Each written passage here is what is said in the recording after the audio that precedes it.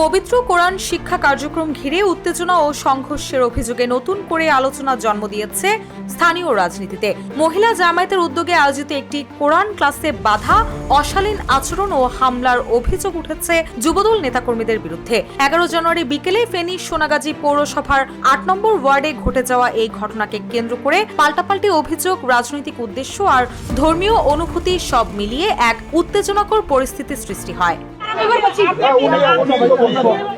একদিকে মহিলা জামায়াত বলছে এটি ছিল সম্পূর্ণ অরাজনৈতিক একটি নিয়মিত কোরআন শিক্ষা কার্যক্রম, অন্যদিকে যুবদল নেতাদের দাবি ধর্মের আড়ালে ভোটের রাজনীতি চলছিল। এদিকে ঘটনাস্থলে হস্তক্ষেপ, নারীদের সঙ্গে অসৌজন্যমূলক আচরণ এবং মোবাইল ফোন ছুঁড়ে ফেলার অভিযোগে উত্তাল পুরো এলাকা। পরে স্থানীয় পৌর ওয়ার্ড জামায়াতের সভাপতি নুরুন নবী ঘটনাস্থলে গিয়ে উভয় পক্ষের সঙ্গে কথা বলে তাৎক্ষণিকভাবে পরিস্থিতি শান্ত করেন।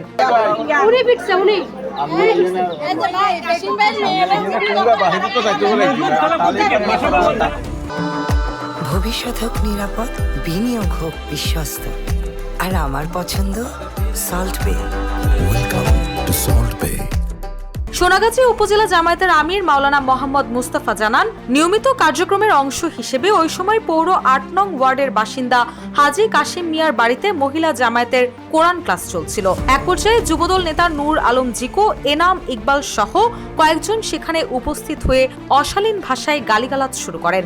উপস্থিত মহিলা জামায়াতের নেতৃবৃন্দ দাবি করেন তারা শুধু তাদের নিয়মিত কোরআন ক্লাস পরিচালনা করছিলেন, সেখানে কোনো রাজনৈতিক কার্যক্রম ছিল না। জান্নাতে যদি যেতে চান তাহলে আপনারা দাড়িপাল্লা মার্কায় ভোট দিবেন, এবং কি কোরআনের কসম খেয়ে বলেন যে আপনারা দাড়িপাল্লা মার্কায় ভোট দিবেন। এগুলো বলার সাথে সাথে ওইখানে একটা মহিলা প্রতিবাদ করলো যে আপনারা আমাদেরকে এখানে কোরআনের তালিম দিয়ে দিবেন, এই কথা বলে আনছেন, এখন ঘরের মধ্যে ঢুকে আপনারা বলেন যে কোরআনের কসম খেয়ে আমরা দাড়িপাল্লায় ভোট দিতে হবে। এই মহিলাদের মধ্যে একটা বাকবিতণ্ডা শুরু হয়েছে। আমাদেরকে বলতেছে জান্নাতে যাবেন না জাহান্নামে যাবেন, আমরা বলতেছি জান্নাতে যাব।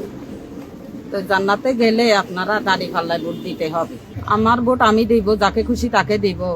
আপনারা এইভাবে তালিমের দাবাত দিয়া আমাদেরকে এখানে আনি কোরআনের ক্রিয়া দেয় কিনলে কন আমার দলকে হেনস্থ করার জন্য এই ধরনের ঘটনা অপপ্রচারটা চালাচ্ছে তারা।